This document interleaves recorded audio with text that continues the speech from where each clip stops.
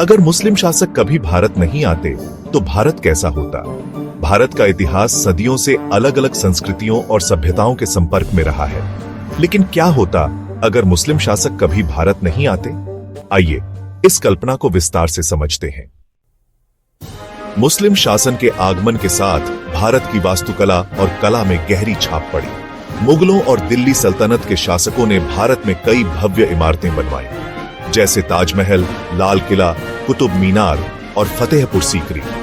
अगर वे नहीं आते तो भारतीय वास्तुकला पूरी तरह से हिंदू और बौद्ध शैली में रहती। मंदिरों और गुफाओं की नक्काशी ज्यादा उन्नत होती, लेकिन इंडो इस्लामिक स्थापत्य शैली कभी विकसित नहीं होती। मुस्लिम शासकों के प्रभाव से हिंदी और उर्दू जैसी भाषाओं का जन्म हुआ। फारसी, अरबी और तुर्की शब्दों का भारतीय भाषाओं में समावेश हुआ। अगर मुस्लिम शासन नहीं आता तो हिंदी संस्कृत, प्राकृत और अपभ्रंश से ही विकसित होती और उर्दू जैसी भाषा अस्तित्व में ही नहीं आती। साहित्य भी मुख्य रूप से संस्कृत, तमिल और अन्य भारतीय भाषाओं में ही समृद्ध होता। मुगल और दिल्ली सल्तनत के आने से भारत के खान पान में भी बदलाव आया। बिरयानी, कबाब, निहारी और कोरमा जैसे व्यंजन भारतीय संस्कृति में शामिल हुए। अगर मुस्लिम शासन नहीं आता तो भारतीय भोजन शाकाहारी व्यंजनों पर ज्यादा केंद्रित होता और स्थानीय पकवानों का ही विकास होता। मसालों का उपयोग भले ही होता, लेकिन फारसी और मध्य एशियाई व्यंजनों का प्रभाव नहीं रहता। मुस्लिम शासन के कारण भारत में इस्लाम धर्म का प्रसार हुआ। हिंदू और मुस्लिम संस्कृति के मिश्रण से सूफीवाद, भक्ति आंदोलन और कई सामाजिक बदलाव आए। अगर मुस्लिम शासक नहीं आते तो इस्लाम का प्रभाव भारत में काफी कम होता और समाज मुख्य रूप से हिंदू और बौद्ध परंपराओं पर आधारित होता। जाति व्यवस्था शायद और मजबूत होती, क्योंकि बाहरी प्रभाव इसे तोड़ने में मदद करते थे।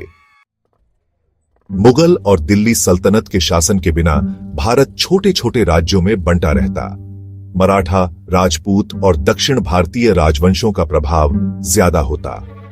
हालांकि यह भी संभव है कि अन्य विदेशी शक्तियां जैसे यूरोपीय देश भारत में पहले आ जाती और ब्रिटिश राज और जल्दी शुरू हो सकता था।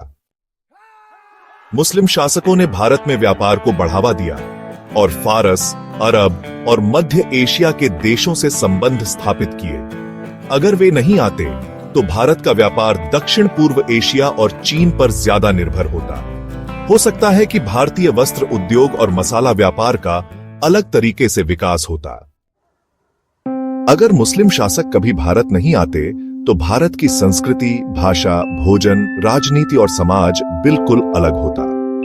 यह कहना मुश्किल है कि यह बदलाव अच्छा होता या बुरा, लेकिन इतना जरूर है कि भारत का इतिहास वैसा नहीं होता जैसा हम आज जानते हैं।